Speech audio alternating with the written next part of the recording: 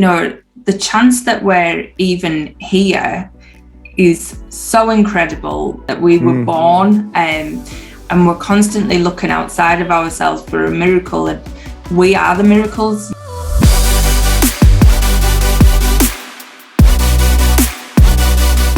Hey everyone, and welcome to the Academy podcast with the #1 international best-selling author and multi-award winning success and life coach, Kamil Shah. I want to thank each and every one of you for taking this opportunity to grow together with me, Kamil Shah, and my guests on this program. Each episode of the Academy podcast is filled with insights and wisdom from my guests, which I believe can have a profound impact on the way we live our lives. Without further ado, let's dive in. My guest today is Rachel Chamley.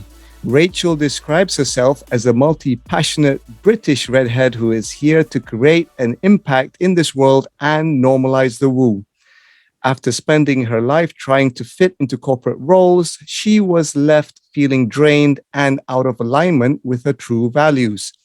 Rachel woke up to the realization that she had been gauging her self-worth on opinions of whichever boss she was working for at the time, and at that point decided that there had to be another way. After many years of self-exploration, she found the power was within her already, and it was time to unleash it into the world. As a mindset and manifesting coach, Rachel is now changing the lives of other women, empowering them to access their own inner power and manifest their true heart's desires. She brings a beautiful blend of masculine strategy and feminine flow to her practice, which empowers her clients to achieve perfect alignment while stepping into who they are truly meant to be. Most recently, Rachel became an international best-selling author when the co-authored book, Authentic, Courageous Humans Who Change Their Lives by Rewriting Their Story, hit #1 in the Amazon charts across the globe. Welcome, Rachel. Well, thank you. That was a big introduction. Thank you for that, Kamil. Absolutely. Again, first and foremost, congratulations in becoming a #1 international best-selling author. I know, I can't believe it. And congratulations to you too. Awesome. And as you know, if you're tuning into this either on podcasts or watching this on replay on YouTube, the paperback version is now out together with a digital version out on Amazon. So grab yourself a copy. And one of the chapters in that amazing book has been written by Rachel herself, which is why we're here today. We're going to be talking about Rachel's chapter. Not going into too much detail. Again, I want people to go out there and grab themselves a copy, not only for yourself, grab a few more copies and give it as a gift to other people, because every purchase of the book directly goes towards impacting and improving the lives of girls in Kenya who are facing a lot of kind of hardship in Malindi through the Elimu Girls Charity. So whatever you purchase goes directly to them. As co-authors, we have agreed unanimously that we will not take any of the proceeds. It will go directly to charity. So you purchasing the book, you are directly helping these girls in Kenya. Let's talk about them girls, because every little bit helps. So yeah, totally behind anybody buying that book to help. Elimu Girls is such an amazing charity. So please go and get your copy now. We're coming to your chapter, Rachel, because everything is connected. I want to mention that right up front, because I think this is one of the major themes in your chapter about the connectedness of how things have happened in your life, and when you look back, there is this connection, right? So, Rachel, if you don't mind just sharing with us your journey towards writing this chapter. Yeah, so my journey started a few years ago, really, where I came across manifesting, and I was probably at my lowest point then. Like I said, I used to look at my self-worth as in whoever I worked for at the time, and I had some horrible bosses.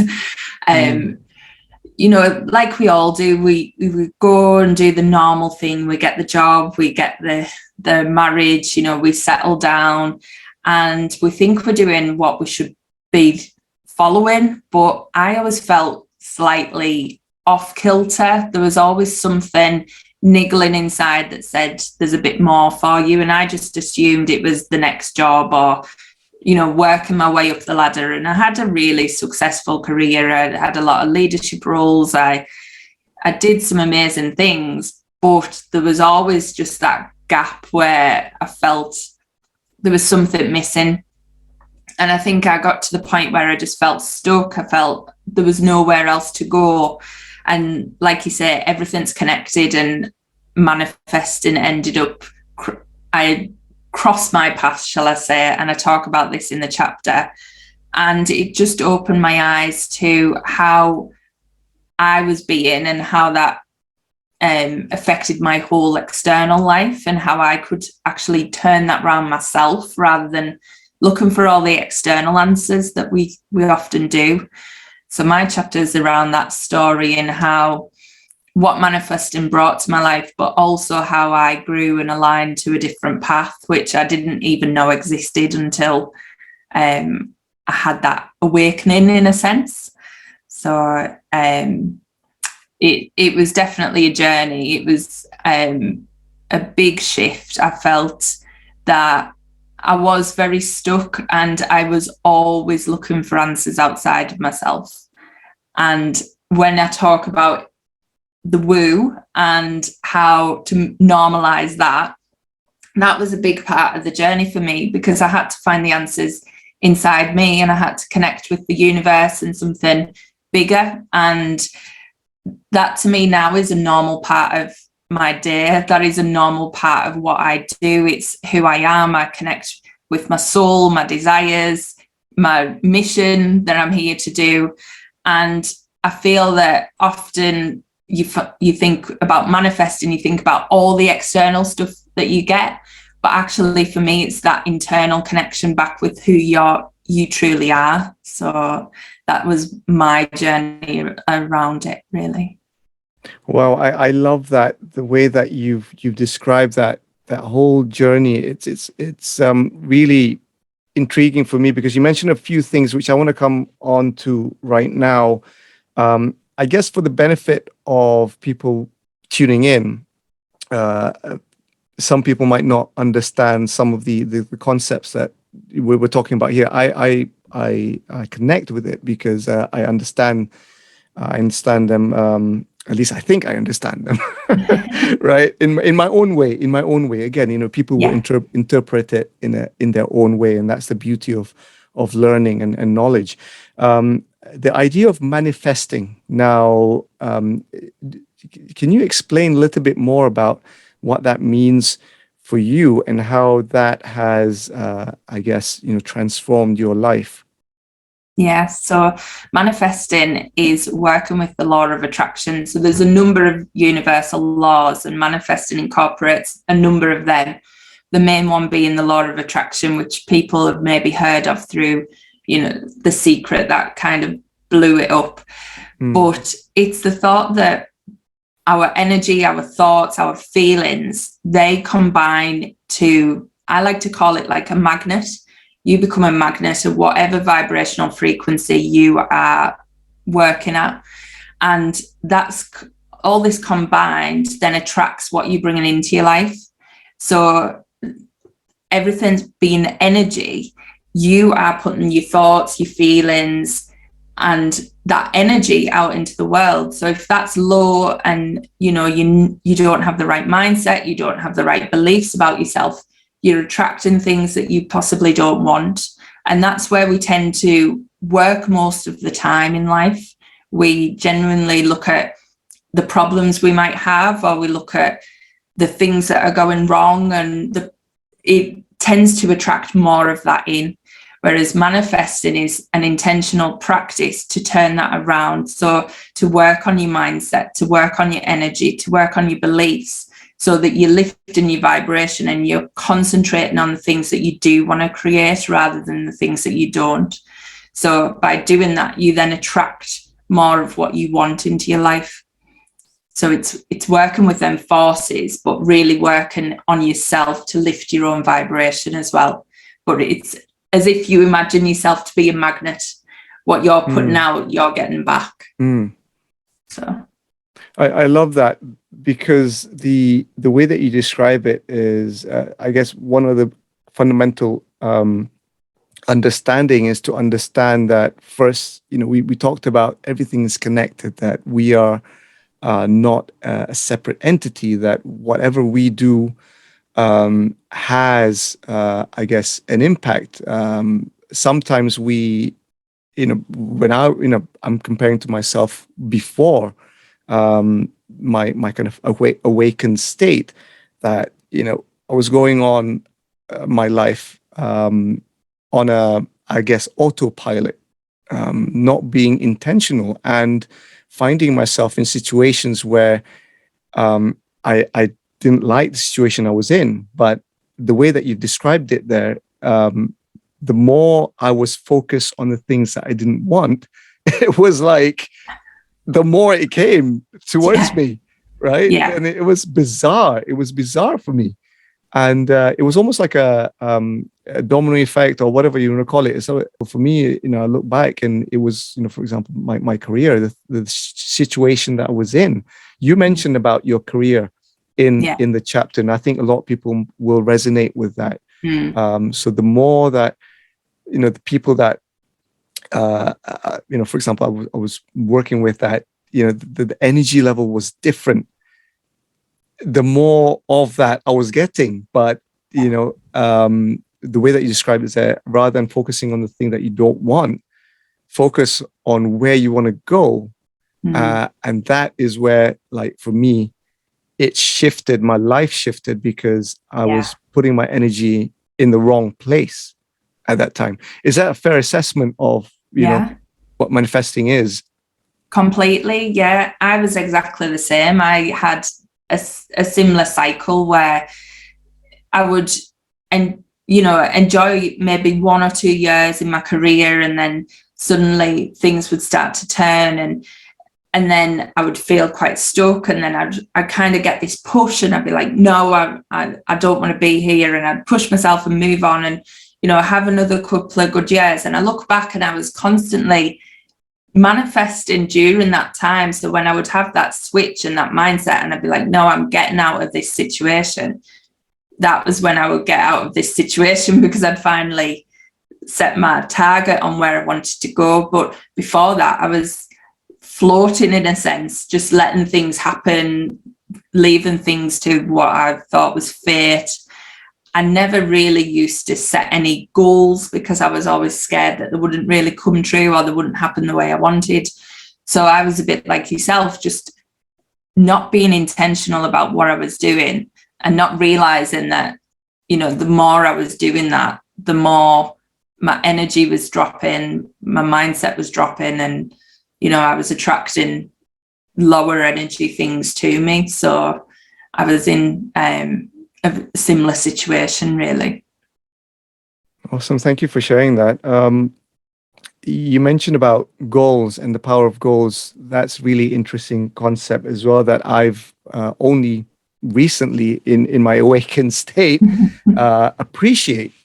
Whereas before, I mentioned that my life was almost in a state of, it's a famous Travis song called Driftwood. And I compare my previous self, to that piece of driftwood, just floating along, and, just taking where the current was taking me. And I didn't have control of where I wanted to go. It was only until I realized that I'm not a piece of driftwood, and, I am a being, and I have the ability to choose where I want to go. Then, suddenly the awakened state happened. Now, coming back to goals, How does someone start to engage in setting up goals? We're coming up to the end of the year now, coming up to the beginning of 2022.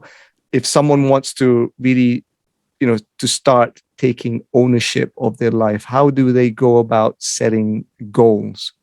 Yeah, for me, the goals are really about the visioning techniques that you use. So it's really about imagining what it is that you do want to happen, but I love to connect in with the feeling of that as well. So setting the intention around how you want to feel when you achieve that goal, because what often happens is, especially when you start to work with the universe, you'll see that it brings things to you in a slightly different ways.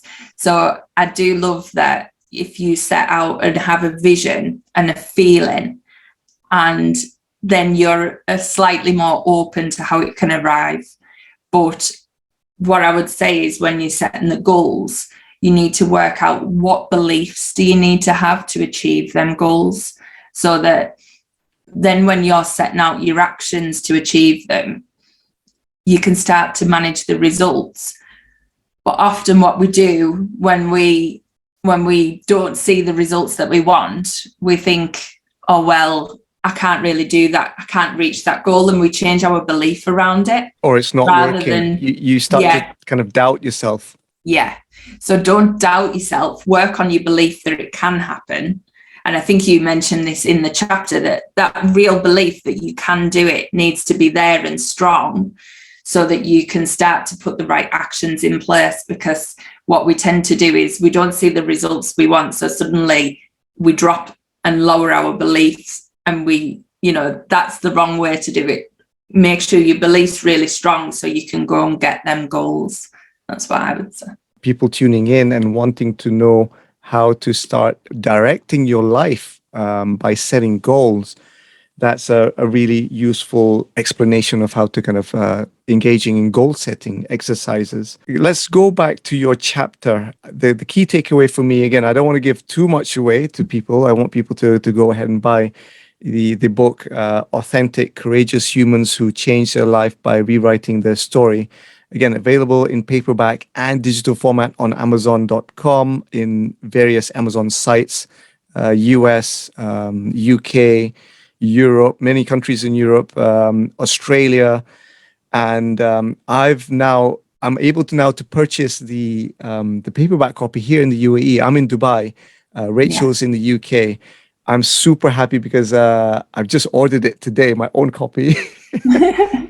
It's going to be arriving in a couple of weeks, which is fine. It's worth the wait. I'm super excited, and it's available in the UAE right now. And I've just heard from friends in Malaysia that they're also able to purchase it online as well. So super excited for that. Oh, so yeah. So it's reaching out, and I'm really happy that it is doing what we intended to do at the beginning, which is to raise these funds for Elimu girls. Rachel, coming back to your chapter again, I digress. I just float around. In your chapter, I'm summarizing. You mentioned 6 steps, if I can summarize correctly. I'm not going to divulge too much. There are 6 key steps that you describe about your transformation from that moment of awakened state. Can you share a little bit more about those steps without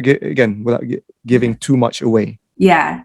So normally when we talk about manifesting, we use ask, believe, receive. And I suppose I looked back on my journey and what I actually did to make this happen and change my life. And there was a couple of extra bits that I feel help you actually get them results that you need. So the big thing for me was when I come across the way to manifest, it opened my eyes that actually where had things been going wrong and what had I unconsciously been attracting to myself. But it sent me into a bit of a spiral, really. So I had to do a lot of reflection. And that's what I say about the first step, reflect and accept.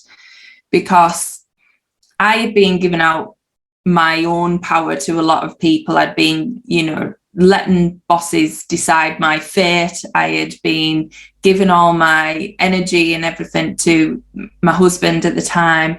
And when I looked at what was actually happening, I was constantly blaming these people for the way my life was going. And when I heard that it was down to me and the energy I was putting into it, or the choices I was making, I had to really take a step back and look at what I was doing. So that reflect and accept stage is massively key, not to do any blame or to take anything like that on, but to just say, where am I going wrong? Where am I maybe giving out too much of my energy? And you know, what is actually happening? So I was able to claim my own power back at that point, because it wasn't my husband doing things to me or my boss doing things to me. It was me accepting less for myself. So I was able to say, well, I don't choose that anymore. I don't, you know, this is how I want to be treated. This is how I expect to be treated. And, you know, it was down to me to put them boundaries in place and to make that change. So that was the first step, really, to see where I was maybe going wrong in a sense, and taking that back, taking that ownership back. The next is all about asking, which, when you've never really planned your life before, can be so hard to do, because you don't know what you want at first. You don't know. Desires felt like a strange, novel thing, because I'd always put everybody else first as well. So to actually say, what is it I want, was incredible. So I had to do a lot of work on that to see, well, what did I want my life to look like? And actually it was completely different to what I'd ever imagined for myself. So it was exploring that, really, and letting myself dream, and dream big, because that's the thing. There's no limits to it. You can actually dream as big as you like. So that was a fun exploration, but it was an eye-opener. And I think when you start to ask, you start to uncover the beliefs that you might have around that. So that next stage, third one, is really understanding them beliefs. And you'll think for yourself, when you start to ask for something, there'll be a part of you that goes, well, you don't deserve that, or there's other people in the world worse off, you should be happy. And all these things come up and trigger you, and it's that really tells you the stories you've been telling yourself, and the worries and the fears you've got underlying. So it's really uncovering them beliefs. And then the fourth part is transforming them. So this is where you get to shift them, you get to let go. I do that through loads of different techniques, meditation, tapping, so emotional freedom technique, that was a big one for me, NLP, lots of different things. And that's when you can really start to clear what's been holding you back, and that's an eye-opener in itself. And then moving into inspired action. So often we want to become this person, we want to be this new identity, and we need to start acting that way. We need to start becoming that person. So making small changes, small tweaks to what you're doing every single day to really stretch yourself and step into that new person you're becoming. So if you want to be more positive, you've got to put things in place to get that positive attitude going. Or if you want a healthy diet, then you need to start making that change. That's when you really get behind that and become that person you want to be. And then lastly, it is, you know, looking at receiving. And this is quite a hard one for people. And this is where I'm saying, sometimes things show up in a very different way, and we've got to be open to that. So one is being open to ask for help and receive help.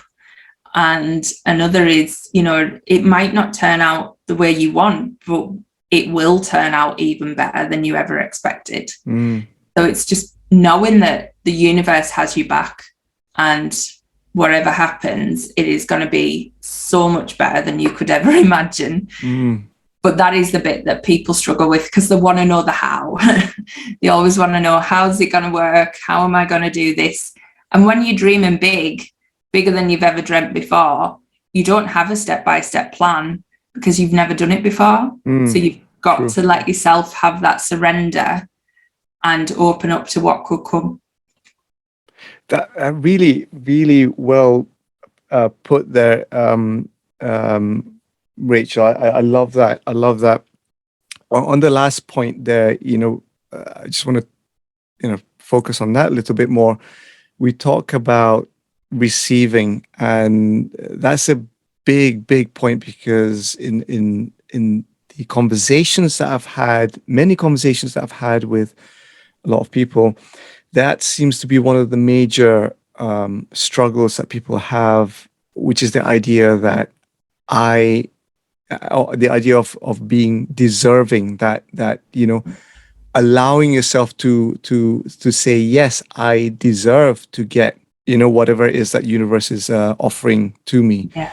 Because a lot of people don't believe that they are deserving enough to accept. So that in itself is already you're limiting yourself from the start, from deserving the whatever it is that you should be deserving. So you set yourself that boundary. Yeah, completely. I've just been actually teaching this in one of my programs, because we should just be able to say I deserve, and full stop. But people are so uncomfortable with that, and I was so uncomfortable with that, and still work on it now. Some days I don't feel that, and you've got to keep working on it. But the chance that we're even here is so incredible. I think it's like 4 billion to 1 chance or something that we were born, and we're constantly looking outside of ourselves for a miracle, and we are the miracles. Yep.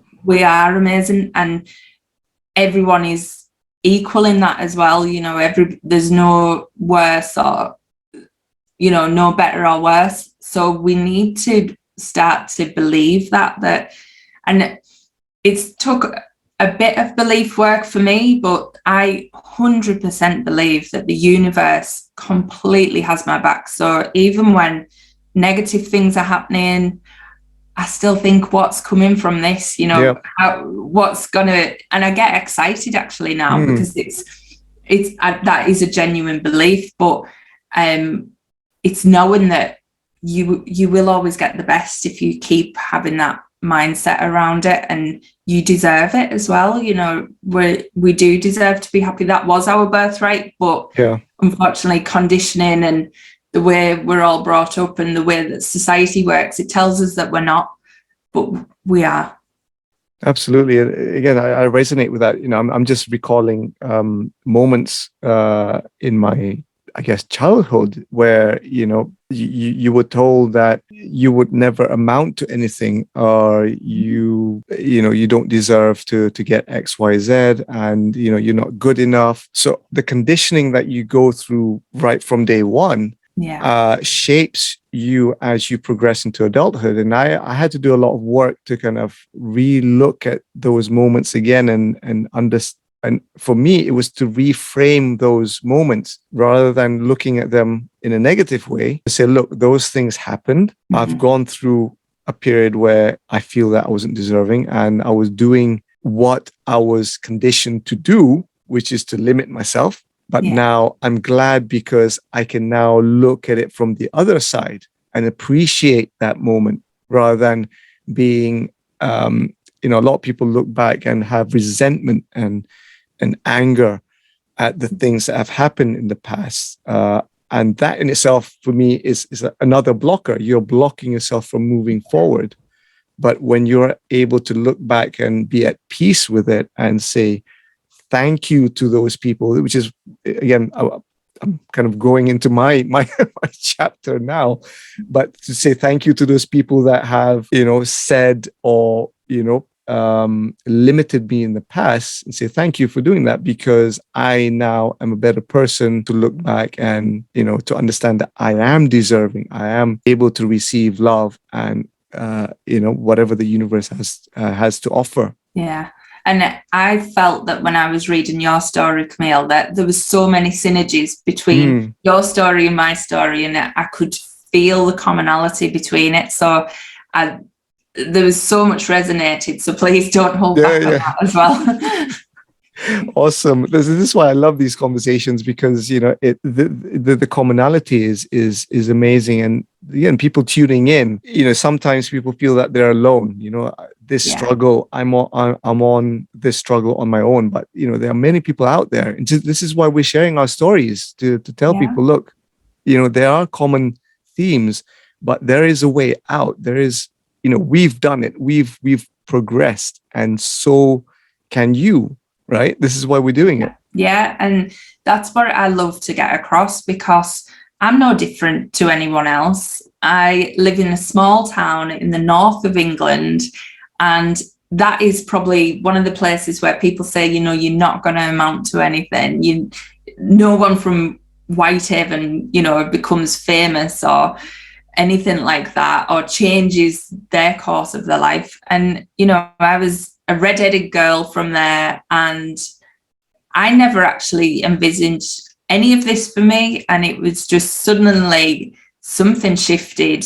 So it doesn't matter where anybody's at the minute, you can rewrite your own script, and you can literally, the past has already been written. Whatever's happened, you'll have had your own stories that you can connect to, like mine and Kamil's story, but that's already been written. But actually, you've got the pen and paper to write the future now. So you can do that as well. I want people to know that they can do that, whatever is happening. I love that analogy of a blank blank journal. Why not? You start writing, get a piece of pen and get a pen and a piece of paper, or kind of a journal, and start writing your story from now, rather than looking back and I guess being resentful or kind of regretting the past. It's not over yet. We're still. I still consider myself. I'm at half time. The first half is done. Fine. Have a look at it. I'm into football, so look at the first half. I'm at halftime. I still got second half, which I can still win. Right. Yeah. So, just looking at that football analogy there, Rachel, I want to come back to your work now, your line of work as a coach. You mentioned in the bio that you're a coach. Do you mind just explaining a little bit about your line of work and I guess the key lessons that you've experienced during, your coaching? Yeah. So I mainly coach women, but it's not closed off. It's open to anyone.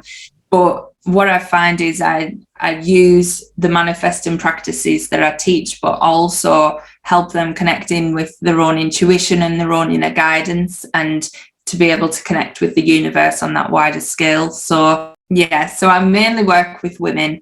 And what I find working with women in particular is that they put their desires and dreams probably on the back burner for different reasons. We're conditioned to think that we should be the ones caring for others and supporting others. And often they find it hard to say what they want. And even there's a block to the thought of manifesting because they feel it's potentially just about getting your own way. And what I look at is how it's a connection with the universe. It's a connection with themselves and their own intuition, and really tapping into what their soul wants to do, what their soul desires are. So we've all got very different desires. We've all got very different visions of what we want our life to be. But often it's just helping people understand that they can dream that vision, and that can become the reality once they start to be intentional about it. So it's really uncovering that, who is it they want to be? Who is underneath all them layers? Who do they, how do they want to live their life? How do they want to feel, rather than how they've been told or conditioned to feel? So I run a program, which is a 12-week program called Unleash.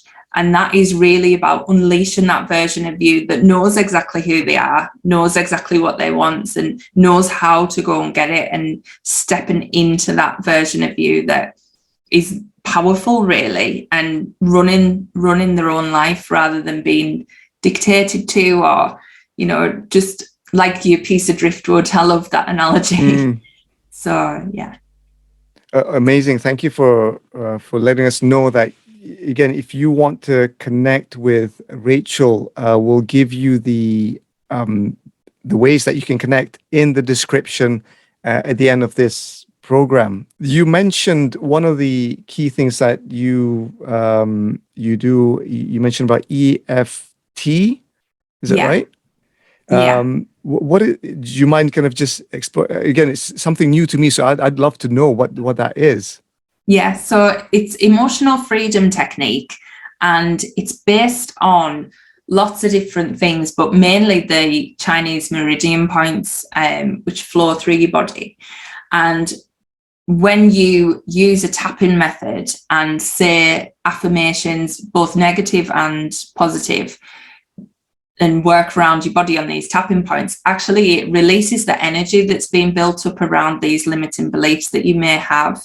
So it's a self-healing tool, and I do teach that to people, but you can do sessions where you work through it together as a practitioner.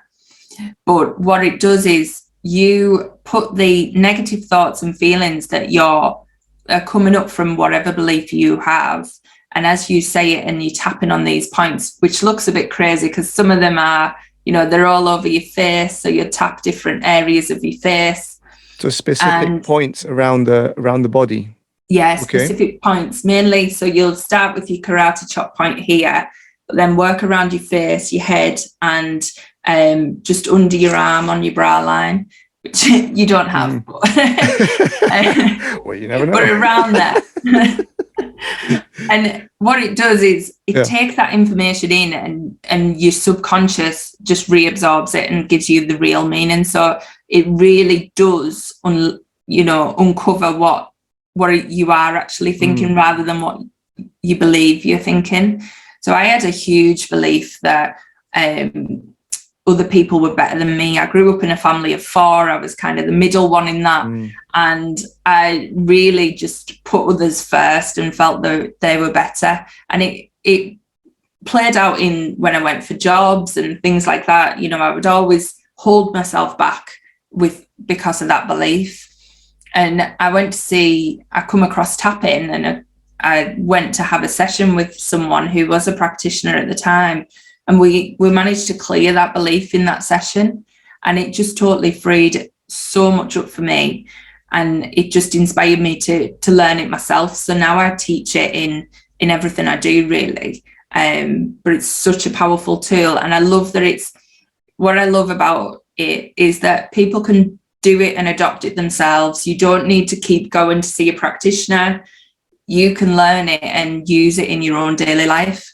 Wow, thank you for explaining that. I mean, it's new to me, so I'd love to know more about it. And is it kind of similar to the way that you described it? Acupuncture comes to mind, where you've got specific points around the body, and you place these needles. And it is exactly the same points that you'll use in tapping. So it's all linked to the meridian points. And I suppose the best way I could explain it is when you have these beliefs, obviously you've got your prana, your chi running through these energy centers, these meridian points. And when you have these beliefs, I suppose the energy I like to say it gets slightly knotted, and, it blocks that flow, which is what acupuncture wants to do. It wants to get the flow and alignment through.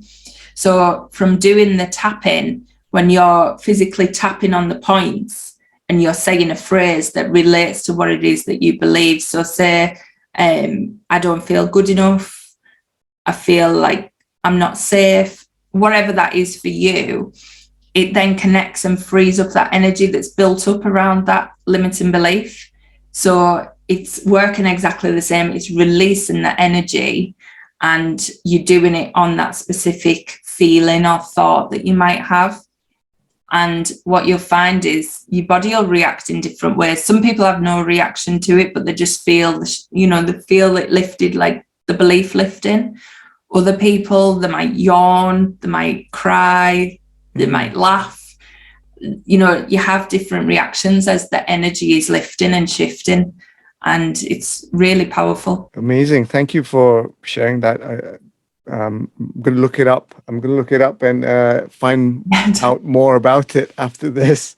Yeah, definitely. You mentioned about, we talked about boundaries at the beginning and how we sometimes limit ourselves and we set boundaries. The one thing that came to my mind when we were talking about boundaries, and you mentioned shifting, and I kind of just put two and two together, because the way that you described how in the beginning the management or the bosses were the way that they were treating you and the way that other people were treating you. Similarly to me, I was having, I guess, issues, or I was in situations where, because I had not set my boundaries, I was boundaryless, that all these things were, people almost took advantage of the fact that, I was willing to do X, Y, Z. So because I had not defined my boundary, intentionally defined my boundaries, and then got me thinking about, well, actually, there's some, in some cases, people say, you shouldn't set boundaries, but I kind of feel it's actually about shifting the boundary. So the boundary that we talked about, having this limiting belief that, now, you should aim higher, what is your bigger goal? Whereas before there was possibly a ceiling to what you thought you could achieve. So now take that boundary, but shift that boundary to a place where, okay, I'm going to set my boundary here, but I'm freeing up this boundary so that, I don't know, I'm just thinking about it architecturally. So instead of putting a ceiling, you turn that ceiling into sideways into a kind of almost like a half wall, so that, okay, I have my boundary, right? I'm in here. All that negativity is out there, but I'm just shifting it from a roof to a wall so that I can open up the sky. So that got me thinking. I don't know if it makes sense to you. No, it does. And as you were speaking, I was thinking, well, I probably wouldn't put a wall in. I'd maybe put a glass wall in. Glass. Yeah, something so I've still got that big vision. But yeah, I can see, I suppose for me, when I'm talking about boundaries, I was thinking of the boundaries of other people, like you say there, other people and how they treat you. And then when I think of that big dream, that big vision, I suppose that's my self-limitations that I had on. So yeah, there was always that upper limit and always that level. And I think I seen that from the cycles I would go through. So I would stretch and grow, and then it was, I think, that upper limit or whatever it was would kick in and go, oh no, you're not good enough for that.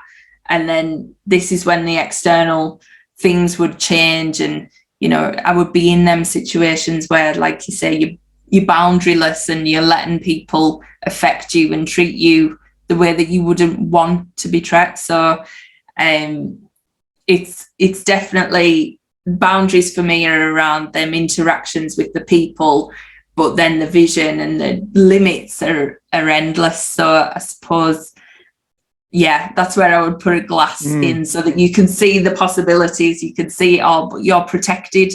Because a big thing about what I do as well, because I'm into the intuition and the energy, is about protecting your energy. That is the most important thing to all of us. That is the thing that helps us to vibrate higher. And yet we don't cleanse it. We don't let things go all the time. We're just constantly picking things up from other people, and we don't realize how big of an impact that has as well. So yeah, it's important. It's interesting because we talk about boundaries, and sometimes there's a negative connotation about setting boundaries, and I guess that's where some people have issues with setting boundaries, because it's understanding that it's having a different relationship with boundaries, that boundaries are healthy. It's a healthy thing to actually set boundaries for yourself. Again, this is from my own personal point of view, whereas before I didn't have any boundaries. So, fine, I wanted to kind of engage with anything and everything, but I found that, there are certain people who take advantage of that. Yeah. And if you're not aware of when and how to set the boundaries, that's where kind of, I guess, things like abuse happens, because you're not able to identify this is happening and okay, I need to stop this here because this is not right. So understanding that, first and foremost, setting boundaries is a healthy thing to do, and secondly, that allows you to identify moments where, okay, now I need to, this is my boundary. I need to be safe from that person or from this situation. Yeah. And it's the most important thing, I would say, because for me, when you're trying to envisage that person you want to be, that person will have certain boundaries. That person will have a respect for themselves that they won't lower. And that's where, when you don't have them boundaries in place, you start to lower your energy to match someone else's. And that's where it becomes the negative, and we allow the lower treatment to come in. So for me, boundaries are super important. And if you are trying to up your vibration and become a better person and live a better life, you have some high boundaries and some high self-worth in that as well, because the lower you accept, you're actually choosing that. So we're putting that out to the universe that that's okay, send me some more. And it's not okay, you don't want that, you want the higher. So sometimes we've got to be quite firm and say, no, that's not what I accept, and I'm moving on from that situation. And that was the situation I was in, really, as well, in my chapter. And I do talk about that, how I grew so much. I actually grew out of the life I was living, and I had to make a choice on how to deal with that. Rachel, we are coming to the hour mark. I mean, this has been such an awesome conversation. I wish we can carry on, but time flies when you're having fun, as they say. And I've had an enjoyable and fun conversation with you, but also kind of learning experience, because I've learned so much from this conversation. I want to thank you for sharing your story and your journey with us all tuning in. Before we go, how can people connect with you? Yeah, so people can connect with me on Facebook or Instagram, or my website. So it's rachelchamlee.com. I'm Rachel Chamlee on Instagram. So come on, reach out, DM me, get in touch. I also have my own podcast, Manifesting Straight Talk, and the Facebook group is Manifesting Straight Talk as well. So come and join any of that. Everyone's more than welcome. Awesome. And we'll include the description of the handles and the sites in the description in this podcast as well. So check that out and connect with Rachel. Right, Rachel, before we leave, the quick 5 question round. So Rachel, the first question is, what is your favorite word? Ooh, expansion. I'm going to go with for that one. Yeah, that's been my word of 2021, and it's massively, you opened so many doors, which included meeting yourself and doing the book. So I'm going with expansion. Love that word, expansion. I just feel so kind of positive right now just thinking about it. It's definitely been a positive word for me this year. So awesome. Expansion. Number 2, what are you currently reading or listening to? Authentic. Awesome. Great question. Great answer. But I am genuinely reading everybody's chapter and learning so much. So that wasn't a cheesy answer, actually. That is what I am reading. Absolutely. Same here. I'm going through one by one, and each chapter is chock full of lessons. So agree. Number 3, if you could meet someone either living or past, who would that be? Oh, good question. Audrey Hepburn. I think I seen one of her quotes in the most random place. It was in a woman's bathroom on the wall, and it was "Nothing is impossible." The word itself says "I'm possible," and that totally changed so much for me. And her quotes are amazing. But yeah, Audrey Hepburn. It's a nice play of words there. I am possible rather than impossible. Wow. Yeah. Amazing. Okay, number 4. What advice would you give to your younger self? Oh, now I was quite shy and held myself back. And I would definitely go back and tell her that she was meant to shine. She was given that red hair to shine. She was not meant to hide. She was here to make a difference and change the world. Amazing. Amazing. Lastly, question number 5. What can we expect from Rachel in the next 5 years? Well, my big mission is to teach as many people as possible about manifesting. I want to make this the norm.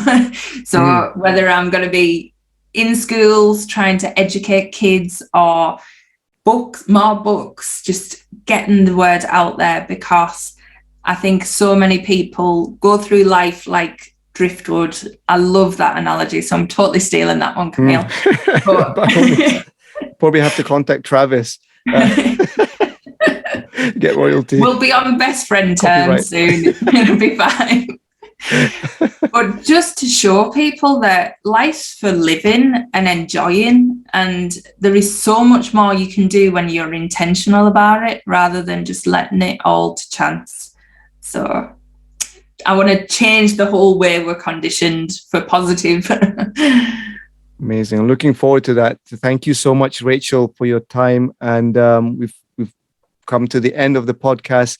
I want to thank everyone for tuning in to the Academy podcast today with Rachel Chamlee. Thank you so much. Stay tuned for more of the lessons and life lessons, especially, and wisdom from my guests. In the meantime, peace and love from me always, and from Rachel. Thank you so much for having me. It's been amazing. Awesome. Thank you, and see you guys soon. Bye-bye for now. Bye. Thank you so much for tuning in from wherever you are. My sincere hope is that this episode has not only resonated with you, but also given you some invaluable tips and strategies to improve your life. Don't forget to share your comments with me. As you know, I love to hear your views.